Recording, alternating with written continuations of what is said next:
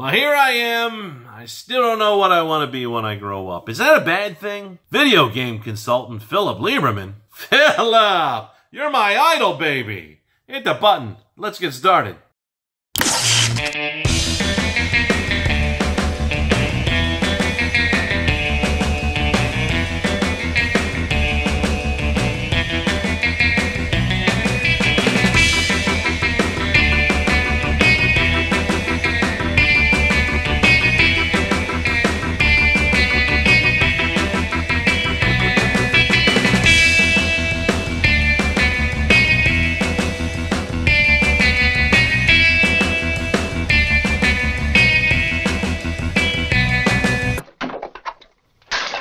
Hey there, hi there, ho there, Andrew here, the horror host of Generations X, Y, and Z inside Davis Manor with a Walker Wednesday for you.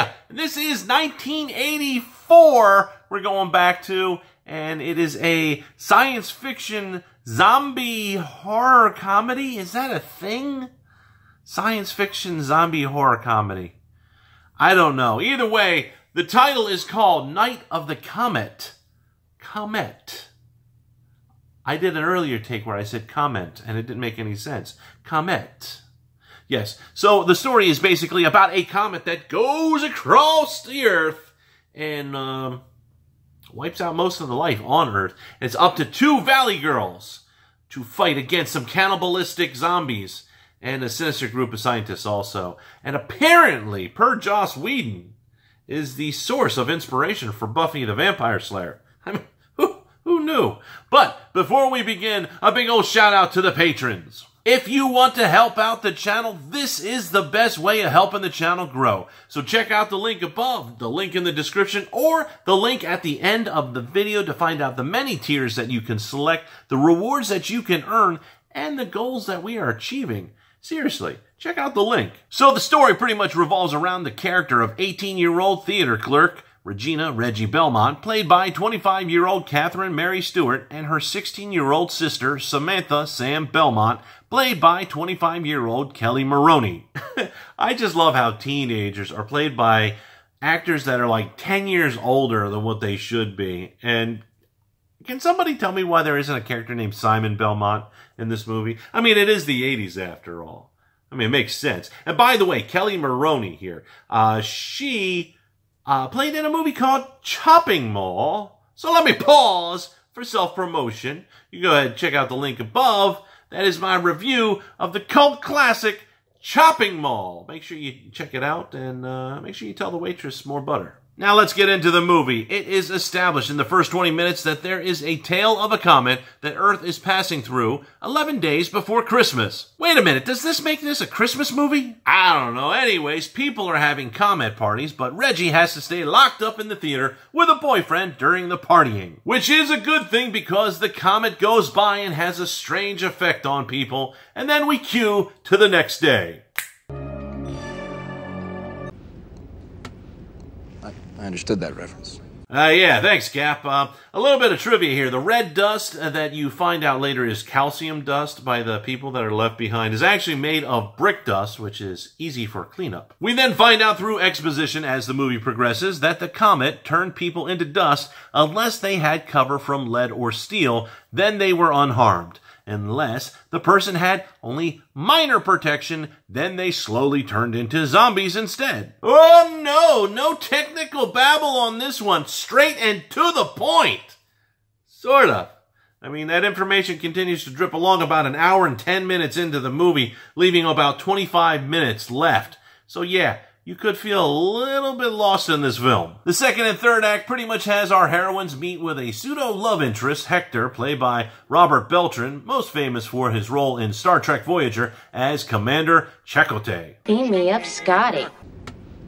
I understood that reference. Why do I feel like I lost control of this review? So, anyways, after meeting up with Hector, Reggie and Sam go and fight off some zombies, some in dreams, and which kind of feels like cheap writing, but I do appreciate the special effects, and then some for reals. And the zombies in this movie are cool because they hold on to their personality all while depending on how far gone they are. These are zombies that use weapons and have conversations, albeit short ones. The climax of the movie puts our heroes against scientists that are trying to figure out what's going on and how to cure it. Wait a minute, that doesn't sound like bad guys. Oh yeah, wait, I remember. The scientists are willing to kill people for their blood to make the serum to cure everybody. So yeah, they're not the most strongest antagonists, but when the world has been practically wiped out, you don't have much to choose from. So, yeah. And the heroes had to kidnap the kids that are in their pajamas that were kidnapped from the scientists. Since the kids were in their pajamas, that means that they were probably napping when they were kidnapped from the scientists when they got kidnapped. I have lost control. I don't remember where I am in this review. And not going into any spoiler territory, I'm going to say that there are some hits and misses in this movie. The hits would be that there is a strong opening. There's good cinematography when it comes to citywide shots, and I really appreciate the fact that they were able to shoot these scenes in an empty Los Angeles right before the business hour started. Nowadays, that type of stuff is just taken care of with CGI, but this is the 80s. You had to fight for shots like that. And also, I will say another strength in this movie is the color choices that's used and the wardrobe also. I mean, the wardrobe gives the audience a better understanding of the personality of a character without actually having to describe it. And I'll use a couple examples. Reggie, is dressed kind of business casual in the movie, meaning she is the more mature of the two sisters, whereas the younger sister, Sam, when she's not in her cheerleader outfit, is dressed in very bright colors and has more of a, it just shows off her carefree personality, basically.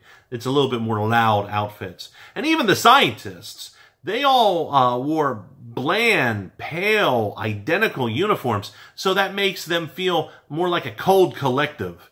And it's great to see subtle things like that work and get into effect properly in a movie. I will say a miss in this film is the acting and how people pulled off their lines. Jeffrey Lewis is the most believable with his portrayal of Dr. Carter, whereas the rest of the cast just kind of says their lines. Some of this can be the fault of the writer/director Tom Eberhardt, while I give him props for going to teenagers to find out how they would talk and act during the apocalypse. It shows that he didn't have the necessary skills to do that part of the job, and it would have probably been better to have somebody else handle the screenplay. I'm going to use a film here in comparison because I think it best describes the situation, so let me pause for self-promotion. You can go ahead and click that link above. That is for my review of Return of the Living Dead. And why am I using Return of the Living Dead? Well, see, in Return of the Living Dead, the writing is not the best at all, to be honest. In actuality, the over-the-top acting and the dedication to the role really sells everything and makes something believable that really is unbelievable. And that's really tough to pull off in a dark comedy.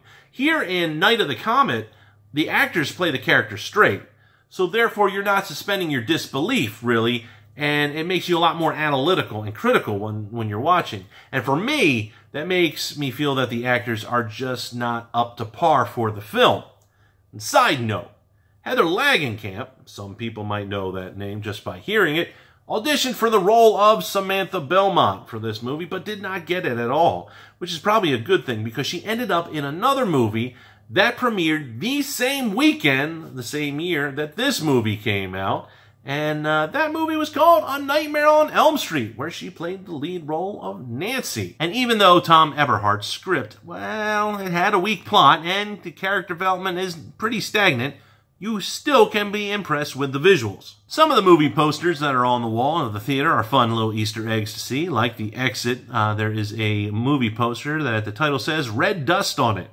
Clever. Also, there are two posters that have The Morning After the Comet and Death Race 2000. Both of these movies have Mary Woronov, I hope I said her name right, who plays the scientist Audrey White in this movie. And to get away from excessive cost, the crew used models and forced perspectives were shot instead, meaning that their budget of $700,000 was well spent, even though I think half of it was used in fog machines. There's a lot of fog in that movie. I mean, a lot. And the box office did pretty decent, mind you. It made about 20 times the investment. So it was about $14.4 million. And I wouldn't say that the movie is really purchase-worthy per se, but it's definitely worth a rental or a stream if you get the chance. I mean, going against A Nightmare on Elm Street, the same weekend that it opened, and Nightmare on Elm Street had 3 times the budget and made about $11 million more. I'd say that Night of the Comet's $14.4 million wasn't that bad. Kind of makes me wonder why they didn't make any sequels. Oh yeah, it's probably because half the population is gone. I understood that reference. So do you agree with me or disagree with me? Go ahead, leave a comment down below, and remember, like, share, subscribe, plus hit that bell icon so you get notified the moment I upload, and I will see you in the next video.